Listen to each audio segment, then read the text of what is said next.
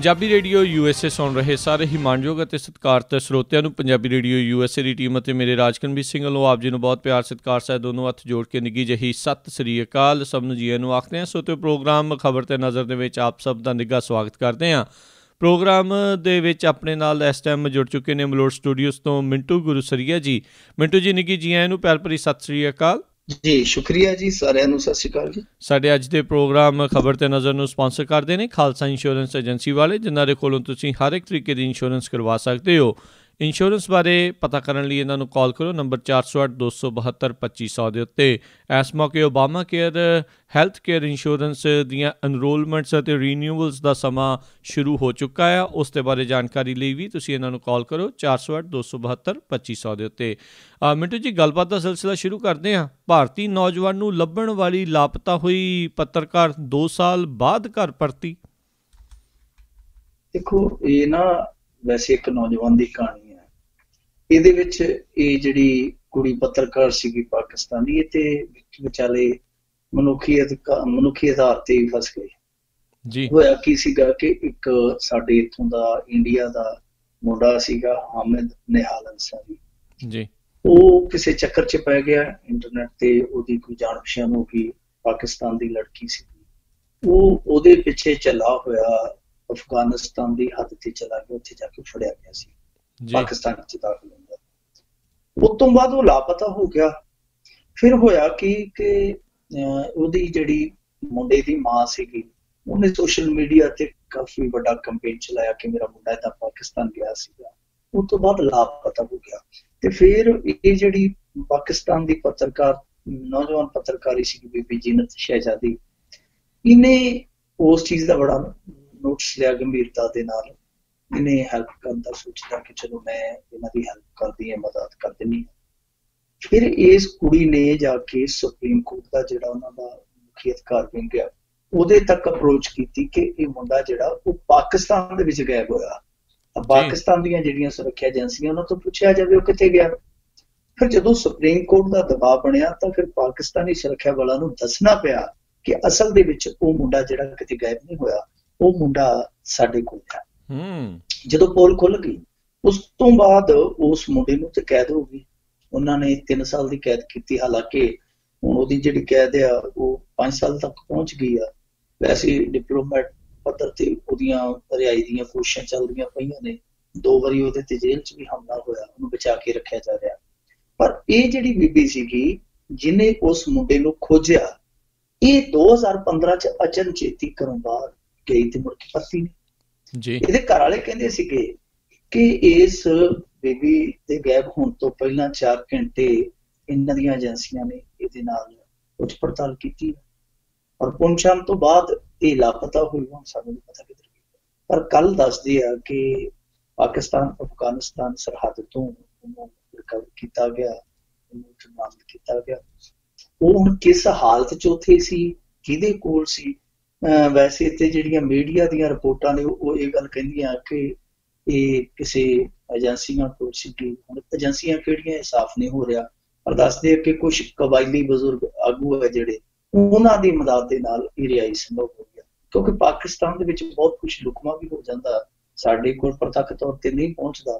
ਹੋ ਸਕਦਾ ਕਿ ਉਹ ਏਜੰਸੀਆਂ ਜਿਹੜੀਆਂ ਉਹ ਆਪਣੀਆਂ ਵੀ ਹੋਣ ਇਹਨਾਂ ਦੀਆਂ, ਹੋ ਸਕਦਾ ਕੋਈ ਡਰਾਮਾ ਵੀ ਹੋਇਆ ਹੋਵੇ। ਪਰ ਇਸ ਪੱਤਰਕਾਰ ਬੀਬੀ ਦਾ ਘਰ ਜਿਹੜਾ ਮੁੜਨਾ ਸੀ, ਉਹ ਹੈ ਤੇ ਬਹੁਤ ਸੁਖਾਵਾਂ, ਪਰ ਜਦੋਂ ਉਹਨੂੰ ਇਹ ਪਰਤੀ ਆ, ਇਹਦਾ ਇੱਕ ਛੋਟਾ ਜਿਹਾ ਭਰਾ ਸੀ ਜਿਹੜਾ ਹੁਣ 17 ਸਾਲਾਂ ਦਾ ਹੋ ਚੁੱਕਾ ਸੀ। ਪਿਛਲੇ ਸਾਲ ਉਹਦੀ ਇਹਦੇ ਗਮ 'ਚ ਹੀ ਮੌਤ ਹੋ ਗਈ, ਉਹਨੇ ਖੁਦਕੁਸ਼ੀ ਕਰਨੀ ਸੀ। ਤੇ ਮਿੰਟੂ ਜੀ, ਆਪਾਂ ਅਗਲੀ ਜਿਹੜੀ ਇਹ ਖਬਰ ਉਸ ਦੇ ਉੱਤੇ ਨਜ਼ਰ ਮਾਰੀਏ ਵੀ ਕਾਂਗਰਸ ਨੇ ਨੌਜਵਾਨ ਤਿਕੜੀ ਨੂੰ ਗੁਜਰਾਤ ਵਿੱਚ ਆਪਣੇ ਵੱਲੋਂ ਇਲੈਕਸ਼ਨ ਲੜਨ ਦਾ ਸੱਦਾ ਦਿੱਤਾ। ਇਹ ਤਿਕੜੀ ਹੈਗੀ ਆ ਹਾਰਦਿਕ ਪਟੇਲ ਦੀ, ਅਲਪੇਸ਼ ਠਾਕੁਰ ਦੀ ਤੇ ਜਗਨੇਸ਼ ਮਹਿਵਾਨੀ। ਇਹ ਤਿੰਨੇ ਅਲੱਗ-ਅਲੱਗ ਤਬਕਿਆਂ ਨੂੰ ਰਿਪਰੈਜ਼ੈਂਟ ਕਰਦੇ ਆ। ਤਿੰਨੇ ਬੜੇ ਧਾਕੜ ਨੌਜਵਾਨ ਆ। ਵੈਸੇ ਇਸ ਵੱਲੋਂ ਗੁਜਰਾਤ ਖੁਸ਼ਹਾਲ ਹੈ, ਉਹਨਾਂ ਕੋਲ ਨੌਜਵਾਨ ਆਗੂ ਬਣੇ। ਸਾਡੇ ਇੱਥੇ ਤੇ ਕੋਈ ਨੌਜਵਾਨ ਲੀਡਰ ਲੱਭਦਾ ਹੀ ਨਹੀਂ। ਜਿਹੜੇ ਨੌਜਵਾਨ ਲੀਡਰ ਉੱਠਦੇ ਆ, ਮੁੜ ਕੇ ਉਹ ਉੱਠਦੇ ਹੀ ਆ, ਫਿਰ ਪਤਾ ਨਹੀਂ ਲੱਗਦਾ ਕਿੱਥੇ ਬਹਿ ਜਾਂਦੇ ਜਾ ਕੇ ਦਲਾਂ 'ਚ। ਇਹ ਜਿਹੜੇ 3 ਆ, ਇਹ ਇਸ ਸਮੇਂ ਦੇਖੋ ਕਿੱਡੀ ਵੱਡੀ ਹਸਤੀ ਬਣੀ ਬੈਠੇ ਆ। ਅੱਜ ਕਾਂਗਰਸ ਨੇ ਖੁਦ ਇਹਨਾਂ ਨੂੰ ਇਨਵੀਟੇਸ਼ਨ ਦਿੱਤਾ 3 ਨੂੰ ਕਿ ਤੁਸੀਂ ਆਓ, ਸਾਡੇ ਨਾਲ ਆਓ, ਅਸੀਂ ਤੁਹਾਨੂੰ ਚੋਣ ਲੜਾਉਣੀ ਆ ਪਾਰਟੀ। ਆਓ ਆਪਾਂ ਰਲ ਕੇ ਚੋਣ ਲੜਦੇ ਹਾਂ। ਇਹਦਾ ਮਤਲਬ ਕਿ ਉਹਨਾਂ ਦਾ ਵਜੂਦ ਉੱਥੇ ਬਹੁਤ ਵੱਡਾ ਵਜਨ ਰੱਖਦਾ ਜੀ। ਫਿਰ ਇਹਨਾਂ ਦੇ ਵਿੱਚੋਂ ਦੋ ਆਗੂ ਤੇ ਦੱਸਦੇ ਆ, ਅਲਪੇਸ਼ ਠਾਕੁਰ ਤੇ ਜਗਨੇਸ਼ ਮੇਵਾਨੀ ਨੇ ਅੱਜ ਰਾਹੁਲ ਗਾਂਧੀ ਦੇ ਨਾਲ ਮੁਲਾਕਾਤ ਕੀਤੀ ਹੈ। ਇਹਦੇ ਚੋਂ ਹੁਣ ਜਿਹੜਾ ਜਗਨੇਸ਼ ਆ ਉਹ ਤੇ ਵੈਸੇ ਉੱਤੋਂ ਤੋਂ ਗੱਲ ਕਹਿੰਦਾ ਪਿਆ ਕਿ ਨਹੀਂ ਜੀ ਦੇਖੋ ਭਾਰਤੀ ਜਨਤਾ ਪਾਰਟੀ ਨੂੰ ਤੇ ਅਸੀਂ ਬਾਹਰ ਕਰਨਾ, ਉਹਦੇ ਖਿਲਾਫ ਤੇ ਅਸੀਂ ਲੜਨਾ ਹੀ ਲੜਨਾ, ਪਰ ਮੇਰੀ ਕਿਸੇ ਨਾਲ ਮੁਲਾਕਾਤ ਨਹੀਂ ਹੋਈ। ਪਰ ਅਲਪੇਸ਼ ਠਾਕੁਰ ਨੇ ਐਲਾਨ ਕਰ ਦਿੱਤਾ ਕਿ 23 ਅਕਤੂਬਰ ਨੂੰ ਉਹ ਕਾਂਗਰਸ ਦੇ ਵਿੱਚ ਸ਼ਾਮਲ ਹੋਣ ਜਾ ਰਿਹਾ, ਕਿਉਂਕਿ ਉਹ ਇਸ ਸਮੇਂ ST ਵਿੰਗ ਹੈ ਜਿਹੜਾ ਇਹਨਾਂ ਦਾ, ਉਹਦਾ ਹੈਗਾ ਉਹ ਕਨਵੀਨਰ ਹੈ, ਜਿਹੜਾ ਇਹਨਾਂ ਦਾ ਏਕਤਾ ਮੰਚ ਹੈ ਨਾ, ਉਹਦੇ ਵਿੱਚ ਬਹੁਤ ਵੱਡੀ ਇੱਕ ਤਰ੍ਹਾਂ ਨਾਲ ਕਹ ਲਈਏ ਸਪੋਰਟ ਹੈ ਜਿਹੜੀ ਉਹ ਜਾ ਕੇ ਕਾਂਗਰਸ ਦੇ ਵਿੱਚ ਮਰਜ ਹੋ ਜਾਏਗੀ। ਸੋ SC ST ਜਿਹੜੀ ਉਹਨਾਂ ਦੀ ਬਹੁਤ ਵੱਡੀ ਜਮਾਤ ਆ, ਉਹਦੀ ਵੱਡੀ ਸਪੋਰਟ ਜਿਹੜੀ ਉਹ ਕਾਂਗਰਸ ਨੂੰ ਕਰ ਬੈਠਿਆ ਮਿਲਦਾ ਚਾਹੀਦੀ। ਦੂਜੀ ਚੀਜ਼ ਹੁਣ ਇਹ ਆ ਕਿ ਜਿਹੜਾ ਜਗਨੇਸ਼ ਮੇਵਾਨੀ ਆ ਉਹ ਵੀ ਲੱਗਦਾ ਤੇ ਇਹੋ ਹੀ ਆ ਕਿ ਹੌਲੀ ਹੌਲੀ ਸ਼ਾਇਦ ਮੰਨ ਜਾਏਗਾ। ਹਾਰਦਿਕ ਪਟੇਲ ਨੇ ਹਾਲਾਂਕਿ ਇਸ ਹਾਰਦਿਕ ਸੱਦੇ ਨੂੰ ਅਪਰਵਾਨ ਕਰ ਦਿੱਤਾ, ਸਵੀਕਾਰ ਕਰ ਦਿੱਤਾ। ਉਹ ਕਹਿੰਦਾ ਕਿ ਜੀ ਮੈਂ ਨਹੀਂ ਚੋਣ ਲੜਨੀ, ਮੇਰਾ ਮਕਸਦ ਹੈ ਇਸ ਸਰਕਾਰ ਨੂੰ ਚੱਲਦਿਆਂ ਕਰਨਾ ਔਰ ਅਸੀਂ ਇੱਥੇ ਚੋਣ ਲੜਨ ਨਹੀਂ ਆਏ। ਉਹਨੇ ਇਹ ਨਹੀਂ ਕਿਹਾ ਕਿ ਮੈਂ ਕਾਂਗਰਸ ਦੇ ਨਾਲ ਰਲਣਾ ਨਹੀਂ, ਜਾਂ ਉਹਨੇ ਇਹ ਨਹੀਂ ਕਿਹਾ ਕਿ ਅਸੀਂ ਭਵਿੱਖ ਦੇ ਵਿੱਚ ਵੀ ਕਾਂਗਰਸ ਦੇ ਬਾਰੇ ਸੋਚਣਾ ਨਹੀਂ ਹੈ। ਇਹਨਾਂ ਚੀਜ਼ਾਂ ਨੂੰ ਉਹਨੇ ਛੋਇਆ ਨਹੀਂ, ਪਰ ਇੱਕ ਵਾਰੀ ਚੋਣ ਲੜਨ ਦੀ ਜਿਹੜੀ ਪੇਸ਼ਕਸ਼ ਸੀ ਹਾਰਦਿਕ ਪਟੇਲ ਨੇ ਨਕਾਰ ਦਿੱਤੀ ਆ। ਉਸ ਤਰ੍ਹਾਂ ਜਿਹੜੀਆਂ ਚੀਜ਼ਾਂ ਇਸ ਵੇਲੇ ਨਿੱਤਰ ਕੇ ਸਾਹਮਣੇ ਆਉਂਦੀਆਂ ਪਈਆਂ, ਉਹ ਤੋਂ ਲੱਗਦਾ ਇਹ ਆ ਕਿ ਵੈਸੇ ਤੇ ਇਹਨਾਂ ਨੂੰ ਪਹਿਲਾਂ ਹੀ ਇੱਕ ਮੁੰਡਾ ਪੜ੍ਹਦੇ ਪਾਈ ਬੈਠਾ ਸੀ, ਮੁੰਡਾ ਵੀ ਉਹ ਆ ਜਿਹਨੂੰ ਲੋਕੀ ਮੰਨਦੇ ਕੋਈ ਸਿੱਧਰਾ ਜਿਹਾ ਮੁੰਡਾ ਰਾਹੁਲ ਗਾਂਧੀ, ਉਹ ਵੀ ਪੜ੍ਹਦੇ ਪਾਈ ਬੈਠਾ ਸੀ। ਪਰ ਜਿਹੜੇ ਆਹ ਤਿੰਨ ਆ, ਤਿੰਨਾਂ ਚੋਂ ਜੇ ਦੋ ਵੀ ਇੱਧਰ ਆ ਜਾਂਦੇ ਆ ਤੇ ਤਿੰਨ ਹੋ ਜਾਂਦੇ ਆ, ਤੇ ਉਹ ਜਦੋਂ ਕਹਿ ਜਾਂਦੇ ਆ ਕਿ ਤੀਜਾ ਰਲਿਆ ਤੇ ਝੁਗਾ ਗਲਿਆ, ਪਰ ਇੱਥੇ ਜਿਹੜੇ ਜੇ 3-4 ਰਲ ਗਏ, ਮੈਨੂੰ ਲੱਗਦਾ ਕਿ ਝੁਕੇ ਦੂਜਿਆਂ ਦੇ ਗੱਲ। ਹੁਣ ਇਹੀ ਕਾਰਨ ਆ ਕਿ ਨਰਿੰਦਰ ਮੋਦੀ ਕੱਲ ਨੂੰ ਫੇਰ ਗੁਜਰਾਤ ਚੱਲਿਆ। ਆ 1.5 ਮਹੀਨੇ ਦੇ ਵਿੱਚ ਇਹਦਾ ਮੇਰੇ ਖਿਆਲ ਦੇ ਨਾਲ 5ਵਾਂ ਗੇੜਾ, ਇਹ 5ਵਾਂ ਗੇੜਾ। ਔਰ ਕਮਾਲ ਦੀ ਗੱਲ ਤੇ ਇਹ ਹੈ ਕਿ ਲੋਕੀ ਇੱਥੇ ਗੱਲਾਂ ਬਣਾਉਣ ਲੱਗ ਪਏ ਆ। ਲੋਕੀ ਕਹਿੰਦੇ ਕਿ ਗੁਜਰਾਤ ਇਲੈਕਸ਼ਨ ਦੀ ਜਿਹੜੀ ਡੇਟ ਐਲਾਨੀ ਜਾਣੀ ਹੈ ਨਾ, ਉਹ ਇਤਕੀ ਚੋਣ ਕਮਿਸ਼ਨ ਨੇ ਨਹੀਂ ਐਲਾਨਣੀ, ਉਹ ਸਾਡਾ ਪ੍ਰਧਾਨ ਮੰਤਰੀ ਐਲਾਨੇਗਾ, ਕਿਉਂਕਿ ਚੋਣ ਕਮਿਸ਼ਨ ਉੱਥੋਂ ਦੀ ਡੇਟ ਹੀ ਨਹੀਂ ਐਲਾਨਦਾ ਪਿਆ। ਅੱਜ ਚੋਣ ਕਮਿਸ਼ਨ ਸਾਹਮਣੇ ਆਇਆ, ਉਹਨੇ ਬਹਾਨਾ ਬਣਾ ਦਿੱਤਾ, ਬਹਾਨਾ ਇਹ ਬਣਾ ਦਿੱਤਾ, ਕਹਿੰਦਾ ਜੀ ਉੱਥੇ ਫਲੱਡ ਰਿਲੀਫ ਦੇ ਕੰਮ ਚੱਲੀ ਜਾਂਦੇ ਆ, ਜੇ ਅਸੀਂ ਕੋਡ ਆਫ ਕੰਡਕਟ ਲਾ ਦਈਏ ਤੇ ਫਿਰ ਉਹ ਕੰਮਕਾਰ ਪ੍ਰਭਾਵਿਤ ਹੋਣਗੇ। ਚੋਣ ਕਮਿਸ਼ਨ ਨੂੰ ਇਹ ਪੁੱਛੇ ਬੰਦਾ ਕਿ ਜਦੋਂ 2014 ਚ ਤੁਸੀਂ ਕਸ਼ਮੀਰ ਚ ਇਲੈਕਸ਼ਨ ਕਰਵਾਇਆ, ਉੱਥੇ ਤੇ ਬਹੁਤ ਵੱਡਾ ਹੜ੍ਹ ਆਇਆ ਹੋਇਆ ਸੀ, ਜੇ ਉਸ ਹੜ੍ਹ ਦੇ ਦਰਮਿਆਨ ਤੁਸੀਂ ਉੱਥੇ ਕਰਾ ਸਕਦੇ, ਤਾਂ ਇੱਥੇ ਜਿੱਥੇ ਤੁਹਾਡੇ ਗੁਜਰਾਤ ਵਾਲੇ ਜਿਹੜੇ ਲੀਡਰ ਆ ਭਾਰਤੀ ਜਨਤਾ ਪਾਰਟੀ ਦੇ, ਉਹ ਜਾ ਹੀ ਨਹੀਂ ਰਹੇ, ਉਹ ਤੇ ਮੋਦੀ ਦੀਆਂ ਰੈਲੀਆਂ ਦਾ ਪ੍ਰਬੰਧ ਕਰਦੇ ਫਿਰਦੇ ਆ, ਉਹ ਕਿਤੇ ਜਾ ਹੀ ਨਹੀਂ ਰਹੇ, ਤਾਂ ਤੁਸੀਂ ਇੱਥੇ ਇਸ ਤਰ੍ਹਾਂ ਦਾ ਬਹਾਨਾ ਕੱਸਿਆ ਪਿਟਿਆ ਜਾ। ਸੋ ਚੋਣ ਕਮਿਸ਼ਨ ਵੀ ਇਸ ਮਾਮਲੇ ਚ ਆਪਣੀ ਵਾਲ ਦੀ ਖਾਲ ਜਿਹੜੀ ਆ ਉਹ ਪਟਾਉਂਦਾ ਪਿਆ। ਦੂਜੇ ਪਾਸੇ ਲੱਗਦਾ ਇਹੋ ਹੀ ਆ ਕਿ ਭਾਰਤੀ ਜਨਤਾ ਪਾਰਟੀ ਐਤਕੀ ਇੱਥੇ ਗੁਜਰਾਤ ਦੇ ਵਿੱਚ ਕਸੂਤੀ ਫਸੀ ਪਈ ਆ। ਇੱਕ ਪਾਸੇ ਰਾਹੁਲ ਗਾਂਧੀ ਹੈ, ਦੂਜੇ ਪਾਸੇ ਆ ਜਿਹੜੇ ਮੈਂ ਤੁਹਾਨੂੰ ਨੌਜਵਾਨ ਨੇਤਾ ਦੱਸੇ ਆ। ਬਾਕੀ ਹਾਲੇ ਮੁਸਲਿਮ ਵੋਟ ਦਾ ਜਿਹੜਾ ਉਹ ਕੀ ਇਫੈਕਟ ਪੈਂਦਾ, ਵੈਸੇ ਤੇ ਉਹ ਭਾਰਤੀ ਜਨਤਾ ਪਾਰਟੀ ਦੇ ਵਿਰੋਧੀ ਭੁਗਤੀ ਆਈ ਆ, ਉਹਦਾ ਕੀ ਇਫੈਕਟ ਪੈਂਦਾ ਵੀ ਉਹ ਕਾਂਗਰਸ ਬੰਨੀ ਜਾਂਦੇ ਆ ਜਾਂ ਵਿੱਚ ਵਿਚਾਲਾ ਜਾ ਕਰਦੇ ਆ, ਉਹ ਸਾਫ਼ ਕਰੇਗਾ। ਬਾਕੀ ਸਭ ਤੋਂ ਵੱਡੀ ਚੀਜ਼ ਹੋਏਗੀ ਕਿ ਆਮ ਆਦਮੀ ਪਾਰਟੀ ਇੱਥੇ ਕਿੰਨੀ ਕੁਮਾਰ ਕਰਦੀ, ਸ਼ਾਇਦ ਇੱਥੋਂ ਨਤੀਜਾ ਤੈਅ ਹੋਏਗਾ ਕਿ ਇਹਨਾਂ ਦੀ ਜਿਹੜੀ ਵਿਰੋਧੀ ਵੋਟ ਆ ਉਹ ਕਿੰਨੀਆਂ ਥਾਵਾਂ ਤੇ ਵੰਡੀ ਜਾਂਦੀ ਹੈ। ਕਾਂਗਰਸ ਦਾ ਇਹੋ ਹੀ ਯਤਨ ਆ ਕਿ ਜਿਹੜੀ ਇਹਨਾਂ ਦੀ ਵਿਰੋਧੀ ਵੋਟ ਆ ਉਹ ਬਹੁਤੀਆਂ ਥਾਵਾਂ ਤੇ ਨਾ ਵੰਡੀ ਜਾਵੇ, ਉਹ ਅਸੀਂ ਵਿਰੋਧੀ ਵੋਟ ਹੈ ਜਿਹੜੀ ਉਹ ਆਪਣੇ ਨਾਲ ਜੋੜ ਸੋ ਜੋੜ ਤੋੜ ਦਾ ਹੁਣ ਖੇਡ ਚੱਲਦਾ ਪਿਆ। ਆਉਣ ਵਾਲੇ ਦਿਨਾਂ ਚ ਦੇਖੋ ਤੇ ਵੋਟ ਕਿਹੜੀ ਕਰਵਟ ਪੈਂਦਾ। ਜੀ ਜੀ, ਅਗਲੀ ਆਪਾਂ ਮਿੰਟੂ ਜੀ ਗੱਲ ਕਰ ਲਈਏ। ਕਹਿੰਦੇ ਰਾਜਸਥਾਨ ਸਰਕਾਰ ਨੇ ਇੱਕ ਬੜਾ ਵਿਲੱਖਣ ਜਿਹਾ ਕਾਨੂੰਨ ਲਿਆਂਦਾ ਹੈ। ਦੇਖੋ ਇਹਨਾਂ ਨੇ ਬਹੁਤ ਹੀ ਵਿਲੱਖਣ ਕਾਨੂੰਨ ਲਿਆਂਦਾ, ਮੈਂ ਕਹਿੰਦਾ ਕਿ ਲੱਖਣ ਹੀ ਸਾਰੇ ਲਾ ਦਿੱਤੇ ਇਹਨਾਂ ਨੇ। ਤਾਂ ਇਹਨਾਂ ਨੇ ਜਿਹੜਾ ਕਾਨੂੰਨ ਲਿਆਂਦਾ ਹੈ ਉਹ ਤੇ ਬਹੁਤ ਖਤਰਨਾਕ ਕਾਨੂੰਨ ਹੈ। ਅੰਗਰੇਜ਼ਾਂ ਦੀ ਯਾਦ ਆ ਗਈ ਹੈ 70 ਸਾਲਾਂ ਬਾਅਦ, ਕਿਆ ਜਾ ਤੇਰੀ ਫਿਰ ਯਾਦ ਆਈ ਹੈ। ਉਹ ਹੁਣ ਯਾਦ ਕਿਉਂ ਆਈ ਆ? ਕਿਉਂਕਿ ਇੱਕ ਬਹੁਤ ਹੀ ਮੈਂ ਕਹੂੰਗਾ ਕਿ ਅੰਗਰੇਜ਼ਾਂ ਟਾਈਪ ਦਾ ਜਿਹੜਾ ਬਿੱਲ ਲੈ ਕੇ ਆਇਆ ਉਹ ਕਿਹੜਾ ਹੈ। ਦੇਖੋ ਕੋਈ ਬੰਦਾ ਇਸ ਬਿੱਲ ਦੇ ਮੁਤਾਬਕ ਜੇ ਕਾਨੂੰਨ ਦਾ ਰੂਪ ਧਾਰਨ ਕਰ ਜਾਂਦਾ, ਖੜਾ ਇਹਨਾਂ ਨੇ ਲਿਆਂਦਾ ਬਿੱਲ ਪਾਸ ਕਰ ਦਿੱਤਾ, ਜੇ ਕਾਨੂੰਨ ਦਾ ਰੂਪ ਧਾਰਨ ਕਰ ਜਾਂਦਾ ਹੈ ਤਾਂ ਉਸ ਸੂਬੇ ਦੇ ਵਿੱਚ ਤੁਸੀਂ ਸਾਬਕਾ ਜੱਜ, ਮੌਜੂਦਾ ਜੱਜ, ਕੋਈ ਅਫਸਰ, ਕੋਈ ਬਾਬੂ, ਇਹਨਾਂ ਦੇ ਖਿਲਾਫ ਸਿੱਧੀ ਸ਼ਿਕਾਇਤ ਨਹੀਂ ਕਰ ਸਕਦੇ, ਯਾਨੀ ਤੁਸੀਂ FIR ਦਰਜ ਨਹੀਂ ਕਰਵਾ ਸਕਦੇ। ਤੁਹਾਨੂੰ ਇਹਨਾਂ ਦੇ ਖਿਲਾਫ ਸ਼ਿਕਾਇਤ ਦਰਜ ਕਰਾਉਣ ਲਈ ਪਹਿਲਾਂ ਸਰਕਾਰ ਤੋਂ ਪਰਮਿਸ਼ਨ ਲੈਣੀ ਪਵੇਗੀ ਔਰ ਸਰਕਾਰ ਪਰਮਿਸ਼ਨ ਦੇਵੇ ਜਾਂ ਨਾ ਦੇਵੇ, ਤਾਂ ਉਹਦੀ ਮਰਜ਼ੀ। ਤੁਹਾਡੀ ਇੰਨੀ ਵੀ ਨਹੀਂ ਮਰਜ਼ੀ, ਤੁਹਾਡੀ ਇੰਨੀ ਵੀ ਔਕਾਤ ਨਹੀਂ ਕਿ ਤੁਸੀਂ ਜਾ ਕੇ ਆਪਣੇ ਨਾਲ ਹੋਏ ਧੱਕੇ ਦੀ ਜਾਂ ਉਹਨਾਂ ਦੇ ਖਿਲਾਫ ਹੋਏ ਕੋਈ ਤੁਹਾਡੇ ਕੋਲ ਸਬੂਤ ਵੀ ਹੈ ਤਾਂ ਤੁਸੀਂ ਜਾ ਕੇ ਕਿਸੇ ਪ੍ਰੈਸ ਦੇ ਅਦਾਰੇ 'ਚ ਖਬਰ ਵੀ ਸ਼ਾਇਆ ਕਰਵਾ ਦਿਓ। ਤੁਹਾਡੇ ਕੋਲ ਇੰਨੀ ਵੀ ਪਾਵਰ ਨਹੀਂ ਰਹੀ। ਯਾਨੀ ਤੁਸੀਂ ਨਾ ਪ੍ਰੈਸ 'ਚ ਜਾ ਸਕਦੇ ਹੋ, ਨਾ ਥਾਣੇ 'ਚ ਜਾ ਕੇ FIR ਕਟਾ ਸਕਦੇ ਹੋ, ਨਾ ਸਿੱਧੇ ਅਦਾਲਤ 'ਚ ਜਾ ਕੇ ਤੁਸੀਂ ਪਰਚਾ ਦਰਜ ਕਰਵਾ ਸਕਦੇ ਹੋ, ਜਿੰਨਾ ਚਿਰ ਸਰਕਾਰ ਤੁਹਾਨੂੰ ਇਜਾਜ਼ਤ ਨਹੀਂ। ਸੋ ਇਹ ਸਿੱਧੇ ਤੌਰ ਤੇ ਇੱਕ ਬਹੁਤ ਖਤਰਨਾਕ ਕਾਨੂੰਨ ਹੈ। ਕਿਉਂਕਿ ਦੇਖੋ, ਇਹ ਜਿਹੜੇ ਸਰਕਾਰੀ ਬਾਬੂ ਉਹ ਕੌਣ ਆ? ਅਸਲ ਦੇ ਵਿੱਚ ਕਹਾਣੀ ਕੀ ਆ? ਕਹਾਣੀ ਇਹ ਆ ਕਿ ਵਸੁੰਧਰਾ ਰਾਜੇ ਸਿੰਧੀਆ ਦਾ ਜਿਹੜਾ ਇਸ ਸਮੇਂ ਦਾ ਰਾਜ ਭਾਗ ਆ, ਉਹ ਬੜੀਆਂ ਮਾਰਾਂ ਕੁਰਾਂ 'ਚ ਫਸਿਆ ਹੋਇਆ। ਹੁਣ ਇਹਨਾਂ ਨੂੰ ਡਰ ਆ ਕਿ ਕਿਤੇ ਪੋਲ ਨਾ ਖੁੱਲ ਜਾਣ, ਢੋਲ ਨਾ ਵੱਜਣ। ਹੁਣ ਜਦੋਂ ਵੀ ਸਰਕਾਰ ਦਾ ਕੋਈ ਵੱਡਾ ਬੰਦਾ ਕਿਸੇ ਜਾਂਚ ਪੜਤਾਲ ਦੇ ਘੇਰੇ 'ਚ ਫਸਦਾ ਹੈ, ਤੇ ਉਦੋਂ ਫਸਦਾ ਜਦੋਂ ਹੇਠਲੇ ਪੱਧਰ ਤੇ ਕੋਈ ਬਾਬੂ ਫੜਿਆ ਜਾਂਦਾ, ਕੋਈ ਵੱਡਾ ਅਫਸਰ ਫੜਿਆ ਜਾਂਦਾ, ਫਿਰ ਉਹ ਦੱਸਦਾ ਕਿ ਹਾਂਜੀ ਆਹ ਮੈਂ ਨਹੀਂ, ਆਹ ਫਲਾਣੇ ਨੇ ਕੀਤਾ ਕਰਾਇਆ। ਸੋ ਜੇ ਉਹ ਫਸਦਾ ਹੀ ਕੱਢ ਦਿੱਤਾ ਜਾਵੇ ਕਿ ਕਿਸੇ ਦੇ ਖਿਲਾਫ ਸ਼ਿਕਾਇਤ ਸਰਕਾਰ ਤੋਂ ਪੁੱਛੇ ਬਿਨਾਂ ਹੋਣੀ ਨਹੀਂ, ਤੇ ਸਰਕਾਰ ਆਪਣੇ ਵਿਰੁੱਧ ਕੋਈ ਫਾਹ ਲੈਣ ਲਈ ਕੋਈ ਰਸਤਾ ਕਿਉਂ ਵੱਟੂਗਾ? ਸੋ ਇਸ ਕਰਕੇ ਉਹਨਾਂ ਨੇ ਇੱਕ ਵੱਖਰਾ ਹੀ ਰਾਹ ਕੱਢ ਦਿੱਤਾ। ਹੁਣ ਇਹਦੀ ਆਲੋਚਨਾ ਬੜੇ ਵੱਡੇ ਪੱਧਰ ਤੇ ਹੋ ਰਹੀ ਹੈ। ਸਰਕਾਰ ਹਾਲਾਂਕਿ ਇਹ ਵਿੱਚ ਕਹਿੰਦੀ ਹੈ ਕਿ ਅਸੀਂ ਤਰਮੀਮ ਕੀਤੀ ਆ, ਜੇਕਰ ਕੋਈ ਬੰਦਾ ਸਾਡੇ ਤੋਂ ਅਸੰਤੁਸ਼ਟ ਹੈ, ਜੇ ਅਸੀਂ ਉਹਦੀ ਮੰਗ ਨੂੰ, ਕੇਸ ਦਰਜ ਕਰਵਾਉਣ ਵਾਲੀ ਮੰਗ ਨੂੰ ਨਕਾਰ ਦਿੰਦੇ ਹਾਂ, ਤਾਂ ਉਹ 6 ਮਹੀਨਿਆਂ ਬਾਅਦ ਜਾ ਕੇ ਅਦਾਲਤ 'ਚ ਪਰਚਾ ਦਰਜ ਕਰਵਾ ਸਕਦਾ। ਹੁਣ ਦੇਖੋ 6 ਮਹੀਨਿਆਂ ਦਾ ਟਾਈਮ। ਸੋ ਇਸ ਕਰਕੇ ਬੜਾ ਮਾਰੂ ਜਿਹਾ ਕਾਨੂੰਨ ਲੱਗਦਾ, ਬੜਾ ਅਧਿਕਾਰਾਂ ਨੂੰ ਰੋਲਣ ਤੇ ਮੈਂ ਕਹੂੰਗਾ ਕਿ ਇਹ ਤਾਂ ਇੱਕ ਤਰ੍ਹਾਂ ਨਾਲ ਕਹੀਏ ਮਧੋਲਣ ਵਾਲਾ ਕਾਨੂੰਨ ਲੱਗਦਾ ਹੈ। ਕਿਉਂਕਿ ਜਿਹੜਾ ਕੰਮ ਅੰਗਰੇਜ਼ ਕਰਦੇ ਆਏ ਸਨ, ਉਹ ਇਸ ਤਰ੍ਹਾਂ ਦੇ ਐਕਟ, ਇਸ ਤਰ੍ਹਾਂ ਦੇ ਕਾਨੂੰਨ ਲੈ ਕੇ ਆਉਂਦੇ ਸੀ, ਤੇ ਇਹ ਤੇ ਹੁਣ ਕਾਲੇ ਅੰਗਰੇਜ਼ ਉਹੋ ਜਿਹੇ ਕੰਮ ਕਰਨ ਲੱਗ ਪਏ। ਲੋਕ ਵਿਆਪਕ ਪੱਧਰ ਤੇ ਆਲੋਚਨਾ ਕਰਦੇ ਪਏ। ਆਲੋਚਨਾ ਇਸ ਕਰਕੇ ਕਰਦੇ ਪਏ ਆ ਕਿ ਜੇ ਵਸੁੰਧਰਾ ਰਾਜੇ ਸਿੰਧੀਆ ਇਹੋ ਜਿਹਾ ਕੋਈ ਲੈ ਆਈ ਕਾਨੂੰਨ, ਕੱਲ ਨੂੰ ਦੂਸਰੇ ਰਾਜ ਵਾਲਾ ਕੋਈ ਮੁੱਖ ਮੰਤਰੀ ਲਿਆਊ, ਕਿਉਂਕਿ ਇਹ ਤੇ ਇੱਕ ਤਰ੍ਹਾਂ ਨਾਲ ਇਹਨਾਂ ਦਾ ਸੁਰੱਖਿਆ ਕਵਚ ਬਣ ਜੂਗਾ ਨਾ, ਕਿ ਕੋਈ ਵੀ ਸਰਕਾਰ ਦੀ ਇਜਾਜ਼ਤ ਤੋਂ ਬਗੈਰ ਸਰਕਾਰ ਦੇ ਮੰਤਰੀਆਂ ਸੰਤਰੀਆਂ ਖਿਲਾਫ ਪਰਚਾ ਨਹੀਂ ਦਰਜ ਕਰਵਾ ਸਕਦਾ।